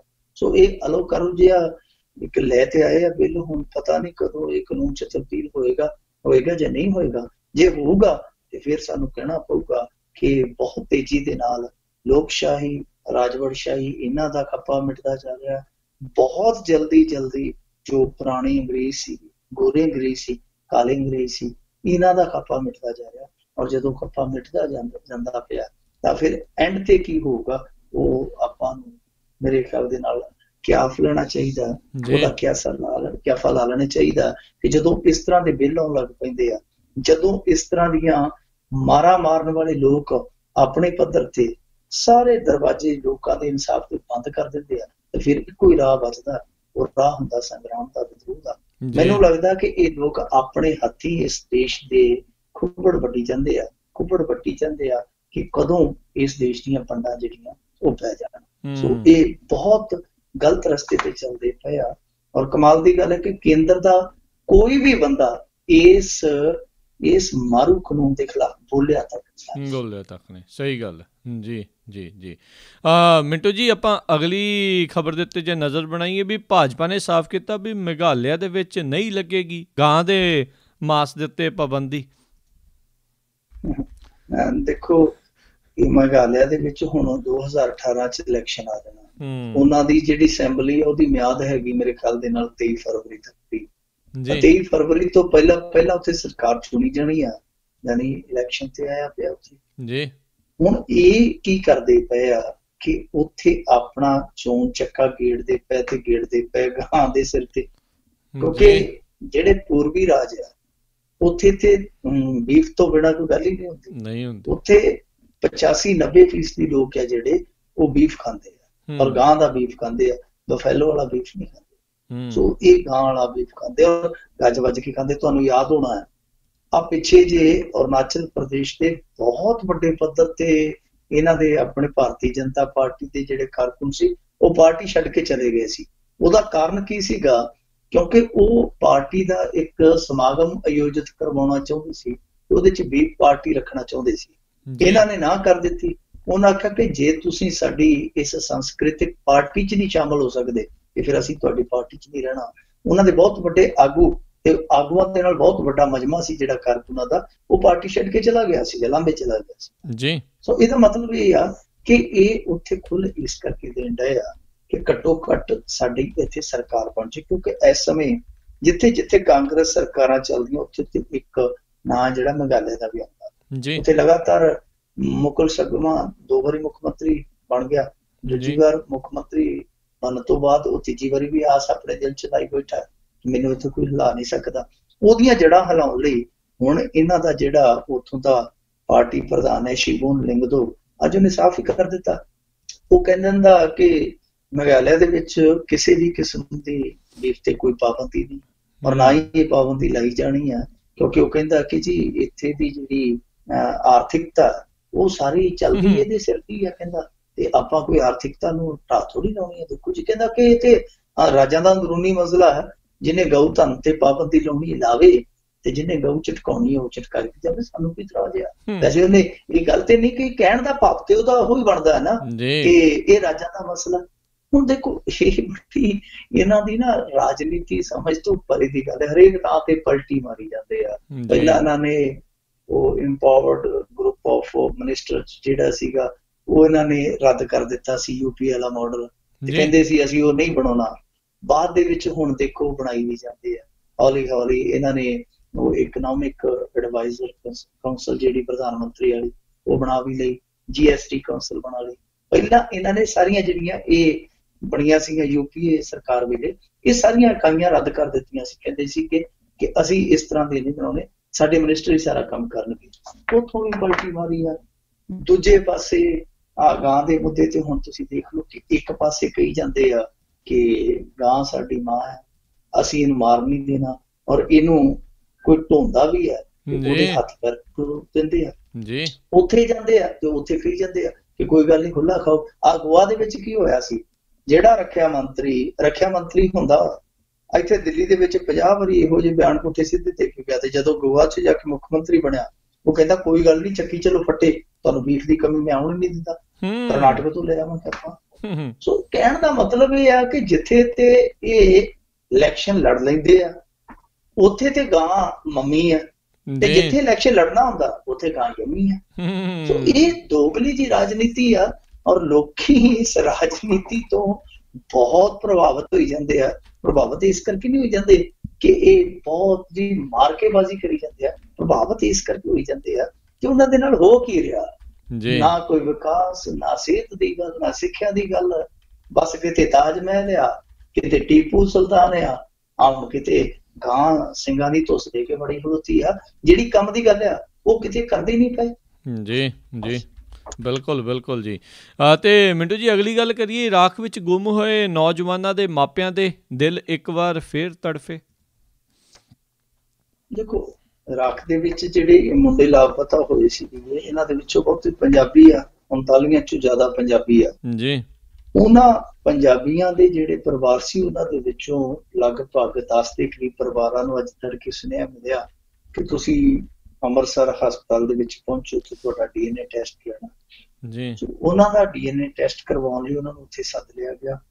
ਬਾਅਦ ਦੇ ਵਿੱਚ ਇਹ ਗੱਲ ਵੱਖਰੀ ਆ ਕਿ ਕਹਿੰਦੇ ਜੀ ਕਿ ਅੱਜ ਟੈਸਟ ਨਹੀਂ ਹੋ ਸਕਦਾ ਕਿਉਂਕਿ ਸਾਡੇ ਕੋਲ DNA ਟੈਸਟ ਦੇ ਨਮੂਨੇ ਲੈਣ ਵਾਲੀ ਲੋੜੀਂਦੀ ਜਿਹੜੀ ਕਿੱਟ ਉਹ ਹੈ ਨਹੀਂ, ਚਲੋ ਬਾਅਦ ਚ ਲਵਾਂਗੇ। ਪਰ ਕੁਛ ਜਿਹੜੇ ਪਰਿਵਾਰ ਸੀਗੇ ਉਹਨਾਂ ਦੇ ਘਰਾਂ 'ਚ ਜਾ ਕੇ ਪੁਲਿਸ ਵਾਲਿਆਂ ਨੇ ਜਾਂ ਉਹਨਾਂ ਨੂੰ ਡਾਕਟਰਾਂ ਕੋਲ ਬੁਲਾ ਕੇ ਉਹਨਾਂ ਦੇ ਬਲੱਡ ਦੇ ਸੈਂਪਲ ਲੈ ਲਏ ਆ ਜੀ। ਹੁਣ ਜਿਹੜਾ ਇਹ ਬਲੱਡ ਸੈਂਪਲ ਲੈਣ ਵਾਲਾ ਸਿਲਸਿਲਾ ਜਾਂ DNA ਟੈਸਟ ਲੈਣ ਵਾਲਾ ਕੰਮਕਾਰ ਜੋ ਹੁੰਦਾ ਪਿਆ, ਇਹ ਤੋਂ ਧੁੜਕੂ ਲੱਗਣ ਡਿਆ ਕਿ ਅਸਲ ਦੇ ਵਿੱਚ ਜਿਹੜਾ ਉਮੀਦ ਦਾ ਦੀਵਾਸੀ ਬੁਝ ਗਿਆ ਜੀ। ਕਿਉਂਕਿ ਤਕਰੀਬਨ ਰੱਕਾ ਸ਼ਹਿਰ ਹੈ ਜਿਹੜਾ ਇਹਨਾਂ ਨੇ ਰਾਜਧਾਨੀ ਬਣਾਇਆ ਸੀ IS ਵਾਲਿਆਂ ਨੇ, ਉਹ ਸ਼ਹਿਰ ਵੀ ਛਡਾ ਲਿਆ ਗਿਆ ਜੀ। ਉਹਨਾਂ ਦਾ ਕਬਜ਼ਾ ਰਾਜ ਕਰਮਵੀਰ ਸਿੰਘ ਜੀ ਕੁੱਲ ਮਿਲਾ ਕੇ ਉਹਨਾਂ 20,000 ਵਰਗ ਕਿਲੋਮੀਟਰ ਤੇ ਰਹਿ ਗਿਆ। ਬਹੁਤ ਛੋਟੇ ਜਿਹੇ ਏਰੀਏ ਤੱਕ ਉਹ ਸਿਮਟ ਗਿਆ, ਉਹ ਨਿਕਲ ਗਿਆ। ਮਤਲਬ ਕਿ ਸਾਰਾ ਇਰਾਕ ਹੈ ਜਿਹੜਾ ਉਹ ਵਿਹਲਾ ਹੋ ਗਿਆ, ਥੋੜੇ ਜਿਹੇ ਇਲਾਕੇ ਨੂੰ ਛੱਡ ਕੇ। ਤਾਂ ਇਹਦਾ ਮਤਲਬ ਇਹ ਆ ਕਿ ਉੱਥੋਂ ਜਦੋਂ ਹੁਣ ਕਬਜ਼ੇ ਛਡਾਏ ਗਏ ਆ, ਖਾਸ ਤੌਰ ਤੇ 4-5 ਦਿਨ ਪਹਿਲਾਂ ਕੁਰਦਿਸ਼ ਫੌਜਾਂ ਨੇ ਜਾ ਕੇ ਉੱਥੇ ਜਿਹੜਾ ਰੱਕਾ ਦੇ ਵਿੱਚ ਕਬਜ਼ਾ ਕੀਤਾ, ਮੈਨੂੰ ਲੱਗਦਾ ਕਿ ਉਸ ਇਲਾਕੇ 'ਚ ਕੁਛ ਨਾ ਕੁਛ ਸੰਕੇਤ ਜਾਂ ਸੁਨੇਹਾ ਇਹੋ ਜਿਹਾ ਆਇਆ ਜਿਹੜੀ ਇੱਕ ਵਿਧ ਸ਼ੁਰੂ ਹੋਈ ਆ ਸੋ ਕੁੱਲ ਮਿਲਾ ਕੇ ਮੈਨੂੰ ਲੱਗਦਾ ਕਿ ਖਬਰ ਜਿਹੜੀ ਆ ਉਹ ਕੋਈ ਦੁਖਦਾਇਕ ਹੈ। ਪਰ ਇਹਦੇ ਵਿੱਚ ਹੁਣ ਦੇਖੋ ਅਸੀਂ ਤੇ ਦੁਆ ਹੀ ਕਰ ਸਕਦੇ ਹਾਂ ਕਿ ਨਾ ਹੀ ਆਵੇ ਦੁਖਦਾਇਕ ਖਬਰ, ਪਰ ਜੇ ਆ ਜਾਂਦੀ ਹੈ ਤੇ ਦੇਖੋ ਭਾਰਤ ਦੀ ਜਿਹੜੀ ਵਿਦੇਸ਼ ਮੰਤਰੀ ਬੀਬੀ ਸੁਸ਼ਮਾ ਸਵਰਾਜ, ਜੋ ਬਹੁਤ ਚੰਗੇ ਵੀ ਕੰਮ ਕਰਦੀ ਆ, ਨੇਕ ਉਦਮ ਵੀ ਕਰਦੀ ਆ, ਪੰਜਾਬ ਦੀ ਇੱਕ ਹੋਰ ਕੁੜੀ ਜਿਹੜੀ ਉੱਥੇ ਅਰਬ ਕੰਟਰੀਆਂ 'ਚ ਫਸੀ ਪਈ ਆ, ਉਹਨੂੰ ਲਿਆਉਣ ਲਈ ਵੀ ਅੱਜ ਇਹਨਾਂ ਨੇ ਬਹੁਤ ਵੱਡੇ ਪੱਧਰ ਤੇ ਮੁਹਿੰਮ ਸ਼ੁਰੂ ਕਰ ਦਿੱਤੀ ਆ। ਜਿਹੜੇ ਇੰਨੇ ਕੰਮ ਵਧੀਆ ਕਰਦੀ, ਠੀਕ ਕਰਦੀ ਆ, ਪਰ ਇਸ ਮਾਮਲੇ 'ਚ ਜੇ ਇਹ ਸਭ ਕੁਝ ਵਾਪਰ ਜਾਂਦਾ ਹੈ, ਖੁਦਾ ਨਾ ਖਾਸਤਾ ਜੇ ਹੋਣੀ ਦੀ ਖਬਰ ਆ ਜਾਂਦੀ ਹੈ, ਤੇ ਸਾਡੀ ਬੀਬੀ ਸੁਸ਼ਮਾ ਸਵਰਾਜ ਦਾ ਮੂੰਹ ਕੀ ਰਹਿ ਜਾਏਗਾ? ਕਿਉਂਕਿ ਇਹਨੇ ਤੇ ਅਸੈਂਬਲੀ 'ਚ ਖੜ ਕੇ 2 ਦਫਾ ਇਹ ਗੱਲ ਕਹੀ ਆ। ਪਹਿਲਾਂ ਤੇ ਕਿਹਾ ਸੀਗਾ ਕਿ ਮੁੰਡੇ ਜੇਲ੍ਹ ਦੇ ਵਿੱਚ ਆ, ਫਿਰ ਕਿਹਾ ਕਿ ਇਰਾਕੀ ਵਿਦੇਸ਼ ਮੰਤਰੀ ਦੇ ਨਾਲ ਸਾਡਾ ਤਾਲੁਕ ਹੋ ਗਿਆ, ਸਾਡਾ ਸੰਪਰਕ ਹੋ ਗਿਆ, ਰਾਬਤਾ ਹੋ ਗਿਆ, ਅਸੀਂ ਜਲਦੀ ਉਹਨਾਂ ਨੂੰ ਲਿਆਉਣ ਦੀ ਕਾਰਵਾਈ ਲਵਾਂਗੇ। ਫਿਰ ਕਹਿੰਦੀ ਕਿ ਰੱਬ ਦੇ ਵਾਸਤੇ ਮੈਂ ਰੱਬ ਨੂੰ ਜਾਣਦੀ ਨਹੀਂ ਆ, ਮੈਂ ਝੂਠ ਨਹੀਂ ਬੋਲ ਸਕਦੀ, ਨਾ ਮੈਂ ਮਰਿਆਂ ਦਾ ਕਹਿ ਸਕਦੀ, ਨਾ ਜਿਉਂਦਿਆਂ ਦਾ ਕਹਿ ਸਕਦੀ ਹਾਂ। ਤੇ ਜੇ ਅਰਜੀਤ ਮਸੀਹ ਆਇਆ, ਉਹਨੇ ਦਾਅਵਾ ਕੀਤਾ ਤੇ ਉਹਨੂੰ ਮੁੰਡੇ ਨੂੰ ਫੜ ਕੇ ਅੰਦਰ ਸੁੱਟ ਦਿੱਤਾ ਗਿਆ। ਮੰਨ ਲਓ ਜੇ ਇਹ ਸਭ ਕੁਛ ਇਹਨਾਂ ਨੇ ਜੋ ਬੋਲਿਆ ਉਹਦੇ ਉਲਟ ਵਾਪਰ ਜਾਂਦਾ ਘੁਪਾਲਾ, ਤੇ ਫਿਰ ਇੱਥੇ ਦੇਸ਼ ਨੂੰ ਜਵਾਬ ਕੀ ਦੇ ਕਿ ਤੁਹਾਡੀਆਂ ਜਿਹੜੀਆਂ ਅਸੈਂਬਲੀ ਦੇ ਵਿੱਚ ਇਹ ਜਿਹੜੀਆਂ ਵੱਡੀਆਂ ਵੱਡੀਆਂ ਦਾਅਵੇ ਦੀਆਂ ਇਮਾਰਤਾਂ ਹੁੰਦੀਆਂ ਉਹ ਬਿਨਾਂ ਨੀਂਹ ਤੋਂ ਖੜੀਆਂ ਹੁੰਦੀਆਂ। ਔਰ ਖਾਸ ਤੌਰ ਤੇ ਹਰਜੀਤ ਮਸੀਹ ਜਦੋਂ ਆ ਕੇ ਬੋਲਿਆ ਸੀ ਤਾਂ ਉਸ ਸਮੇਂ ਫਿਰ ਉਹਦੇ ਸੱਚ ਨੂੰ ਦਬਾਇਆ ਕਿਉਂ? ਇਹ ਸਾਰੇ ਸਵਾਲਾਂ ਦੇ ਜਵਾਬ ਫਿਰ ਇਹਨਾਂ ਨੂੰ ਦੇਣੇ ਪੈਣਗੇ। ਪਰ ਇਹ ਬਾਅਦ ਦੀਆਂ ਗੱਲਾਂ, ਅੱਜ ਦੀ ਰਾਤ ਮੇਰੇ ਖਿਆਲ ਦੇ ਨਾਲ ਉਹਨਾਂ ਪਰਿਵਾਰਾਂ ਤੇ ਬਹੁਤ ਭਾਰੂ ਹੋਊਗੀ। ਉਹ ਸੋਚਦੇ ਹੋਣਗੇ ਕਿ ਸਾਡੇ ਨਾਲ ਬਣ ਕੀ ਰਿਹਾ ਕਿ 3 ਸਾਲਾਂ 'ਚ ਸਾਨੂੰ ਇਹ ਨਹੀਂ ਪਤਾ ਲੱਗ ਰਿਹਾ ਕਿ ਸਾਡਾ ਜਿਹੜਾ ਕੋਈ ਅੰਦਰਾਂ ਦਾ ਟੁਕੜਾ ਜਾਂ ਸਾਡਾ ਕੋਈ ਅਜ਼ੀਜ਼ ਜਿਹੜਾ ਸਾਡੇ ਤੋਂ ਵਿਛੜਿਆ ਉਹ ਹੈਗਾ ਜਾਂ ਨਹੀਂ ਹੈਗਾ। ਸਾਨੂੰ ਇਹ ਵੀ ਨਹੀਂ ਦੱਸਿਆ ਜਾ ਰਿਹਾ ਖੁੱਲ ਕੇ ਕਿ ਆਖਰ ਸਾਡੇ ਪਰਿਵਾਰ ਦੇ ਨਾਲ, ਸਾਡੇ ਘਰ ਦੇ ਨਾਲ ਹੋਇਆ ਤੇ ਹੋਇਆ ਕੀ ਆ। ਹੋਇਆ ਕੀ? ਜੀ ਜੀ। ਅਗਲੀ ਆਪਾਂ ਮਿੰਟੂ ਜੀ ਜੇ ਗੱਲ ਕਰੀਏ ਵੀ ਪੰਜਾਬ ਦੇ ਵਿੱਚ 800 ਪ੍ਰਾਇਮਰੀ ਸਕੂਲਾਂ ਨੂੰ ਤਾਲਾ ਲੱਗੂਗਾ। ਦੇਖੋ ਇਹਨਾਂ ਨੇ ਫੈਸਲਾ ਕਰ ਲਿਆ ਕਿ ਅਸੀਂ 800 ਪ੍ਰਾਇਮਰੀ ਸਕੂਲ ਜਿਹੜੇ ਆ ਉਹ ਦੂਸਰੇ ਸਕੂਲਾਂ 'ਚ ਮਰਜ ਕਰਦੇ ਨੇ। ਪ੍ਰਾਇਮਰੀ ਸਕੂਲ ਕਿਹੜੇ ਆ? ਜਿਹਨਾਂ ਸਕੂਲਾਂ ਦੇ ਵਿਦਿਆਰਥੀਆਂ ਦੀ ਗਿਣਤੀ ਜਿਹੜੀ ਆ ਉਹ 20 ਤੋਂ ਘੱਟ ਆ ਜੀ, ਯਾਨੀ ਜਿੱਥਾਂ 'ਚ 20 ਜਾਂ 20 ਤੋਂ ਘੱਟ ਵਿਦਿਆਰਥੀ ਆ ਉਹ ਸਕੂਲ ਲਾਗਲੇ ਸਕੂਲਾਂ 'ਚ ਮਰਜ ਹੋ ਜਾਣਗੇ। ਵੈਸੇ ਇਹਨਾਂ ਨੇ ਜੋ ਪਾਲਿਸੀ ਲਿਆਂਦੀ ਹੈ ਉਹ ਪਾਲਿਸੀ ਹੈ ਕਿ 1 ਕਿਲੋਮੀਟਰ ਦੇ ਦਾਇਰੇ 'ਚ ਉਹ ਜਿਹੜੇ ਸਕੂਲ ਆ ਮਰਜ ਕੀਤੇ ਜਾਣਗੇ। ਪਰ ਬਹੁਤੇ ਸਕੂਲ ਜਿਹੜੇ ਆ ਉਹ ਠੀਕ ਆ ਕਿ 1 ਕਿਲੋਮੀਟਰ ਦੇ ਦਾਇਰੇ 'ਚ ਹੋਣਗੇ, ਪਰ ਕੁਝ ਸਕੂਲ ਏਦਾਂ ਦੇ ਵੀ ਆ ਜਿਨ੍ਹਾਂ ਦੇ ਵਿੱਚ ਇੱਕੋ ਇੱਕ ਸਕੂਲ ਹੈ ਪ੍ਰਾਇਮਰੀ ਤੱਕ ਦਾ, ਔਰ ਉੱਥੇ ਬੱਚੇ ਵੀ ਇੰਨੇ ਕੁ ਆ ਜਾਂ ਬੱਚੇ 20 ਤੋਂ ਕੁਛ ਵੱਧ ਹੋਣਗੇ, 25-30। ਤਾਂ ਜੇ ਉਹਨਾਂ ਨੂੰ 25-30 ਨੂੰ ਰੱਖਦੇ ਇੱਕੋ ਸਕੂਲ ਨੂੰ, ਫਿਰ ਇਹਨਾਂ ਦੀ ਪਾਲਿਸੀ ਤਾਂ ਵੀ ਪ੍ਰਭਾਵਿਤ ਹੁੰਦੀ। ਜੇ ਉਹਨਾਂ ਬੱਚਿਆਂ ਨੂੰ ਦੂਸਰੇ ਸਕੂਲਾਂ 'ਚ ਮਰਜ ਕਰਦੇ ਆ, ਸ਼ਿਫਟ ਕਰਦੇ ਆ, ਤਾਂ ਫਿਰ ਉਹਨਾਂ ਬੱਚਿਆਂ ਦੀ ਖਾਸ ਤੌਰ ਤੇ ਜਿਹੜੇ ਮਜ਼ਦੂਰਾਂ ਦੇ ਬੱਚੇ ਆ, ਕਿਉਂਕਿ ਸਰਕਾਰੀ ਸਕੂਲਾਂ 'ਚ ਹੁਣ ਨਵਾਬਾਂ ਦੇ ਬੱਚੇ ਤੇ ਪੜ੍ਹਦੇ ਹੀ ਨਹੀਂ, ਪੜ੍ਹਦੇ ਮਜ਼ਦੂਰਾਂ ਦੇ ਬੱਚੇ। ਮੰਨ ਲਓ ਕੋਈ ਬੱਚਾ ਭੱਠੇ ਤੋਂ ਚੱਲ ਕੇ ਕਿਲੋਮੀਟਰ ਹੁਣ ਆਉਂਦਾ ਸਕੂਲ 'ਚ ਤੇ ਕਿਲੋਮੀਟਰ ਵਾਪਸ ਜਾਂਦਾ, ਜੇ ਅੱਗੇ ਉਹਨੂੰ ਫਿਰ ਕਿਲੋਮੀਟਰ ਦਾ ਇੱਕ ਹੋਰ ਪੈਂਡਾ ਪੈ ਗਿਆ ਤੇ ਕਿਲੋਮੀਟਰ ਫਿਰ ਆਉਣ ਦਾ ਪੈਂਡਾ ਪੈ ਗਿਆ, ਉਹਦੇ ਤੇ 4 ਕਿਲੋਮੀਟਰ ਬਣ ਗਏ। ਉਹਦੇ ਮਾਸੂਮ ਦੇ ਪੈਰ ਤੇ ਛਿੱਲੇ ਜਾਇਆ ਕਰਨਗੇ, ਹਾੜ 'ਚ ਸਿਆਲਾਂ 'ਚ ਠਰ ਜਾਇਆ ਕਰਨਗੇ, ਕਿਉਂਕਿ ਉਹਦੇ ਕੋਲ ਐਕਸ਼ਨ ਦੇ ਬੂਟ ਨਹੀਂ, ਉਹਦੇ ਕੋਲ ਲਖਾਨੀ ਦੇ ਬੂਟ ਨਹੀਂ, ਉਹਦੇ ਕੋਲ ਲਿਬਰਟੀ ਦੇ ਬੂਟ ਨਹੀਂ, ਉਹਦੇ ਕੋਲ ਤੇ ਰੈਕਸੋਨਾ ਦੀਆਂ ਚੱਪਲਾਂ ਹੋਣਗੀਆਂ ਜੀ, ਜਾਂ ਵੱਧ ਤੋਂ ਵੱਧ ਟਾਕੀ ਦੇ ਬੂਟ ਆ ਜਾਣ। ਸੋ ਉਹਨਾਂ ਬਾਰੇ ਕੀ ਸੋਚਿਆ ਸਮਝ ਤੋਂ ਪਰੇ ਆ। ਦੂਜਾ ਹਵਾਲਾ ਜਿਹੜਾ ਦਿੱਤਾ ਜਾ ਰਿਹਾ, ਇਹ ਕਹਿੰਦੇ ਜੀ ਕਿ ਅਸੀਂ ਸਭ ਕੁਝ ਠੀਕ ਠਾਕ ਕਰ ਦਿਆਂਗੇ, ਪਰ ਠੀਕ ਠਾਕ ਦੇਖੋ ਕਿਵੇਂ ਕਰ ਦੋਗੇ, ਸਮਝ ਤੋਂ ਪਰੇ ਆ। ਜਿਹੜੇ ਸਕੂਲ ਬੰਦ ਕਰਦੇ ਪਏ ਆ, ਇਹਨਾਂ ਦੇ ਵਿੱਚੋਂ ਕੁਝ ਖਬਰਾਂ ਵੀ ਆ ਰਹੀਆਂ ਕਿ ਏਦਾਂ ਦੇ ਸਕੂਲ ਜਿਹੜੇ ਉਹ ਲਿਸਟ ਚੋਂ ਬਾਹਰ ਕਰ ਦਿੱਤੇ ਗਏ, ਜਿਹੜੇ ਵਾਕਿਆ ਹੀ ਮਰਜ਼ ਕਰਨ ਵਾਲੇ ਸੀ, ਜਿਨ੍ਹਾਂ ਦੀ ਕੰਧ ਨਾਲ ਕੰਧ ਲੱਗਦੀ ਹੈ, ਪਰ ਸ਼ਾਮਲ ਨਹੀਂ ਕੀਤੇ ਗਏ ਕਿਉਂਕਿ ਉਹ ਵੱਡੇ ਵੱਡੇ ਜਥੇਦਾਰਾਂ ਦੇ ਰਿਸ਼ਤੇਦਾਰ ਉੱਥੇ ਟੀਚਰ ਲੱਗੇ ਆ, ਉਹਨਾਂ ਨੂੰ ਸਹੂਲਤ ਲਈ ਛੱਡ ਦਿੱਤਾ ਗਿਆ। ਇਹ ਵੀ ਖਬਰਾਂ ਆ ਰਹੀਆਂ ਨੇ। ਜਿਹੜੇ ਅਧਿਆਪਕ ਯੂਨੀਅਨ ਵਾਲੇ ਆ ਜਾਂ ਜਿਹੜੇ ਰਿਟਾਇਰਡ ਸਿੱਖਿਆ ਮਾਹਰ ਹੈ ਜਾਂ ਇਸ ਸਿੱਖਿਆ ਖੇਤਰ ਦੇ ਨਾਲ ਜਿਹੜੇ ਵੱਡੇ ਅਧਿਕਾਰੀ ਆ, ਉਹ ਇਸ ਗੱਲ ਨੂੰ ਲੈ ਕੇ ਬਹੁਤ ਜ਼ਿਆਦਾ ਵਿਰੋਧ ਜਤਾ ਰਹੇ ਆ। ਕੁਛ ਲੋਕ ਪੱਖ 'ਚ ਵੀ ਖੜਦੇ ਪਏ ਆ ਕਿ ਠੀਕ ਆ ਕਿ ਜਿਵੇਂ ਹੁਣ 4 ਵਿਦਿਆਰਥੀ ਤੇ ਇੱਥੇ 2 ਅਧਿਆਪਕ ਆ ਜਿਹੜੇ ਉਹ ਬਿਨਾਂ ਗੱਲ ਤੋਂ ਲਾਏ ਆ, ਜੇ 4 ਵਿਦਿਆਰਥੀ ਦੂਜੇ ਸਕੂਲ 'ਚ ਚਲੇ ਜਾਣ ਤੇ ਉਹ ਜਿਹੜੇ 2 ਅਧਿਆਪਕ ਆ ਉਹ 40 ਹੋਰ ਬੱਚਿਆਂ ਨੂੰ ਪੜ੍ਹਾ ਸਕਦੇ। ਠੀਕ ਆ, ਇਸ ਗੱਲ ਤੇ ਅਸੀਂ ਮੰਨਦੇ ਹਾਂ ਉਹ ਜਾਇਜ਼ ਨਹੀਂ, ਪਰ ਦੂਜੇ ਪਾਸੇ ਵਿਰੋਧ ਵੀ ਬਹੁਤ ਹੁੰਦਾ ਪਿਆ। ਵਿਰੋਧ ਇਸ ਕਰਕੇ ਵੀ ਹੁੰਦਾ ਪਿਆ ਕਿਉਂਕਿ ਅੱਜ ਦੀ ਘੜੀ ਸਾਨੂੰ ਕੋਈ ਵੀ ਇਸ ਸਵਾਲ ਦਾ ਜਵਾਬ ਦੇਣ ਨੂੰ ਤਿਆਰ ਨਹੀਂ ਹੈ। ਜਿਹੜੇ ਇਹ ਸਕੂਲ ਇਸ ਹਸ਼ਰ ਤੱਕ ਪਹੁੰਚੇ ਆ, ਜੋ ਇਹਨਾਂ ਸਕੂਲਾਂ ਦਾ ਹੁਣ ਇਹ ਅੰਜਾਮ ਸਾਡੇ ਸਾਹਮਣੇ ਆਉਂਦਾ ਪਿਆ, ਇਹ ਆਖਰ ਕੀਤਾ ਤੇ ਕੀਤਾ ਕਿਹਨੇ ਆ? ਉਹ ਕੌਣ ਲੋਕ ਸਨ ਜਿਹੜੇ ਇੱਥੇ ਸਕੂਲ ਹੀ ਨਹੀਂ ਚਲਾ ਸਕੇ? ਤੇ ਜਿਹੜੇ ਲੋਕ ਸਕੂਲ ਚਲਾਉਣ ਦੀ ਕਾਬਲੀਅਤ ਨਹੀਂ ਰੱਖਦੇ, ਉਹਨਾਂ ਨੂੰ ਤੇ ਰਕਸ਼ਾ ਚਲਾਉਣਾ ਚਾਹੀਦਾ ਬਚਾ ਕੇ। ਤੇ ਜਿਹੜਾ ਸ਼ਾਇਦ ਉਹਨਾਂ ਦੇ ਨਾਲ ਉਹ ਰਕਸ਼ਾ ਚਲਾਉਣ ਵਾਲਾ ਮਜ਼ਦੂਰ ਹੈ, ਉਹ ਇਹਨਾਂ ਦੇ ਨਾਲ ਕਾਬਲ ਹੋਏਗਾ। ਸੋ ਇਹ ਬੜੀ ਅਜੀਬੋ-ਗਰੀਬ ਦੀ ਗੱਲ ਹੈ ਕਿ ਇਹ ਸਕੂਲ ਵੀ ਨਹੀਂ ਚਲਾ ਸਕਦੇ, ਕਿਉਂਕਿ ਜੇ ਅੱਜ ਸਕੂਲਾਂ ਦਾ ਹਾਲ ਇਹ ਹੋਇਆ, ਹਾਲ ਇਸ ਕਰਕੇ ਹੀ ਹੋਇਆ ਨਾ ਕਿ ਕਿਉਂਕਿ ਉੱਥੇ ਬੁਨਿਆਦੀ ਸਹੂਲਤਾਂ ਹੈ ਨਹੀਂ ਸੀ, ਬੱਚੇ ਨਹੀਂ ਆਉਂਦੇ ਉੱਥੇ, ਜਿਹੜੇ ਚੰਗੇ ਘਰਾਂ ਦੇ ਬੱਚੇ ਸੀ ਪਾਸੇ ਚਲੇ ਗਏ। ਹੁਣ ਦੂਜੀ ਚੀਜ਼ ਜਿਹੜੀ ਆ, ਹੁਣ ਅਕਾਲੀਆਂ ਨੇ ਵੀ ਝੰਡਾ ਚੁੱਕਿਆ, ਆਮ ਆਦਮੀ ਪਾਰਟੀ ਵਾਲਿਆਂ ਨੇ ਚਲੋ ਚੁੱਕਣਾ ਹੀ ਆ ਕਿਉਂਕਿ ਉਹ ਕਦੇ ਸੱਤਾ 'ਚ ਨਹੀਂ ਰਹੇ, ਪਰ ਅਕਾਲੀਆਂ ਨੇ ਇਹ ਪਾਲਿਸੀ ਲਿਆਂਦੀ ਸੀਗੀ, ਉਹਨਾਂ ਦੀ ਕੋਈ ਗੱਲ ਹੀ ਨਹੀਂ ਕਰਦਾ ਪਿਆ ਕਿ ਅਸਲ 'ਚ ਸਭ ਤੋਂ ਪਹਿਲਾਂ ਪਾਲਿਸੀ ਲਿਆਂਦੀ ਅਕਾਲੀਆਂ ਨੇ ਸੀ, ਲਾਗੂ ਇਹਨਾਂ ਨੇ ਕਰ ਦਿੱਤੀ ਆ। ਪਰ ਇਹਦੇ ਵਿੱਚ ਹੁਣ ਦੇਖੋ, ਚਲੋ ਠੀਕ ਆ, ਅਸੀਂ ਇੱਕ ਵੇਲੇ ਮੰਨ ਲੈਂਦੇ ਆ ਕਿ ਤੁਹਾਡੀ ਪਾਲਿਸੀ ਹੈ ਜਿਹੜੀ ਉਹ ਸ਼ੱਕ ਦੀ ਗੁੰਜਾਇਸ਼ ਨਹੀਂ ਰੱਖਦੀ, ਠੀਕ ਆ, ਤੁਸੀਂ ਕੀਤਾ ਸੋ ਕੀਤਾ, ਪਰ ਕੀ ਹੁਣ ਕੋਈ ਐਸਾ ਸਕੂਲ ਪੰਜਾਬ 'ਚੋਂ ਸਾਹਮਣੇ ਨਹੀਂ ਆਏਗਾ ਜਿੱਥੇ ਇੱਕ ਲੜਕੀ ਕਲਾਸ ਨੂੰ ਪੜ੍ਹਾਉਂਦੀ ਹੈ? ਕਿਉਂਕਿ ਪਿਛਲੇ ਸਾਲ ਪਟਿਆਲੇ ਜ਼ਿਲ੍ਹੇ ਦੇ ਬਲਮਗੜ੍ਹ ਦੇ ਵਿੱਚੋਂ ਸਾਨੂੰ ਖਬਰ ਮਿਲੀ ਸੀਗੀ ਨਾ ਕਿ 43 ਬੱਚੇ ਆ, ਉੱਥੇ ਕੋਈ ਅਧਿਆਪਕ ਹੀ ਨਹੀਂ, ਤੇ ਜਿਹੜੀ ਸਭ ਤੋਂ ਵੱਡੀ ਬੱਚੀ ਆ ਕਲਾਸ ਦੇ ਵਿੱਚ ਜਾਂ ਸਕੂਲ ਦੇ ਵਿੱਚ, ਉਹ ਸਾਰਿਆਂ ਸਕੂਲ ਦੇ ਬੱਚਿਆਂ ਨੂੰ ਕੰਟਰੋਲ ਵੀ ਕਰਦੀ ਆ, ਅਧਿਆਪਕ ਵੀ ਆ, ਤੇ ਨਾਲ ਮੋਨੀਟਰੀ ਵੀ ਕਰਦੀ, ਨਾਲ ਬਣਾਉਂਦੀ। ਕੀ ਇਹੋ ਜਿਹੀਆਂ ਸਾਨੂੰ ਤਸਵੀਰਾਂ ਵੇਖਣ ਨੂੰ ਹੁਣ ਨਾ ਮਿਲਣਗੀਆਂ? ਇੱਕ ਸ਼ਮਸ਼ਾਨ ਘਾਟ 'ਚ ਸਕੂਲ ਚੱਲਦਾ ਅਸੀਂ ਵੇਖਿਆ ਸੀ, ਉਹ ਵੀ ਪਟਿਆਲੇ ਜ਼ਿਲ੍ਹੇ 'ਚ, ਏਦਾਂ ਦਾ ਸਕੂਲ ਹੁਣ ਸਾਨੂੰ ਨਹੀਂ ਵੇਖਣ ਨੂੰ ਮਿਲੇਗਾ। ਇੱਕ ਸਕੂਲ ਅਸੀਂ ਟਾਹਲੀ ਦੇ ਥੱਲੇ ਚੱਲਦਾ ਬਾਰਡਰ ਏਰੀਏ ਦਾ ਵੇਖਿਆ ਸੀ, ਕਿ ਹੁਣ ਉਹਨਾਂ ਸਕੂਲਾਂ ਦੀ ਜਿਹੜੀ ਆ ਉਹ ਇਸ ਤਰ੍ਹਾਂ ਦੀ ਦੁਰਦਸ਼ਾ ਸਾਡੇ ਸਾਹਮਣੇ ਨਹੀਂ ਆਏਗੀ। ਇੱਕ ਸਾਲ ਦਾ ਰਿਜ਼ਲਟ ਆਉਂਦਾ ਔਰ ਸਾਡੇ ਬੱਚਿਆਂ ਬਾਰੇ ਇਹ ਖਬਰ ਆਉਂਦੀ ਆ ਕਿ ਪੰਜਾਬੀ 'ਚੋਂ 34,000 ਬੱਚਾ ਫੇਲ ਹੋ ਗਿਆ, ਅੰਗਰੇਜ਼ੀ 'ਚੋਂ ਇੰਨੇ ਹਜ਼ਾਰ ਹੋ ਗਿਆ, ਕਿ ਉਹ ਰਿਜ਼ਲਟ ਦਾ ਸੁਧਾਰ ਆਏਗਾ? ਇਸ ਗੱਲ ਦੀ ਗਰੰਟੀ ਹੈ ਜੀ। ਸਾਡੇ ਇੱਥੇ 317 ਐਸੇ ਅਧਿਆਪਕ ਇਹਨਾਂ ਨੇ ਛਾਂਟੇ ਸਨ ਪਿਛਲੀ ਸਰਕਾਰ ਵਾਲਿਆਂ, ਜਿਨ੍ਹਾਂ ਦਾ ਨਤੀਜਾ ਜਿਹੜਾ ਉਹ ਕਿਸੇ ਦਾ 0% ਸੀ, ਕਿਸੇ ਦਾ 5% ਸੀ, ਕਿਸੇ ਦਾ 10% ਸੀ, ਕਿਸੇ ਦਾ 20% ਸੀ। ਕੀ ਉਹ ਅਧਿਆਪਕ ਹੁਣ ਤੁਸੀਂ ਉੱਤੇ ਇੰਪਰੂਵ ਕਰਕੇ ਉੱਤੇ ਲੈ ਜਾਓਗੇ? ਇਸ ਗੱਲ ਦੀ ਗਰੰਟੀ ਹੈ। ਔਰ ਕਮਾਲ ਦੀ ਗੱਲ ਤੇ ਇਹ ਆ ਕਿ ਸਾਡੇ ਇੱਥੋਂ ਦਾ ਸਾਰਾ ਸਿੱਖਿਆ ਦਾ ਢਾਂਚਾ ਜਿਹੜਾ ਉਹ ਖਸਤਾ ਹਾਲ ਆ, ਇਕੱਲੇ ਪੰਜਾਬ ਦਾ ਹੀ ਨਹੀਂ, ਪੂਰੇ ਭਾਰਤ ਦਾ। ਇੱਥੇ ਦੀਆਂ ਰਿਪੋਰਟਾਂ ਜਿਹੜੀਆਂ ਉਹ ਇੰਨੀਆਂ ਜ਼ਿਆਦਾ ਖਤਰਨਾਕ ਨੇ ਸਿੱਖਿਆ ਦੇ ਮਾਮਲੇ 'ਚ।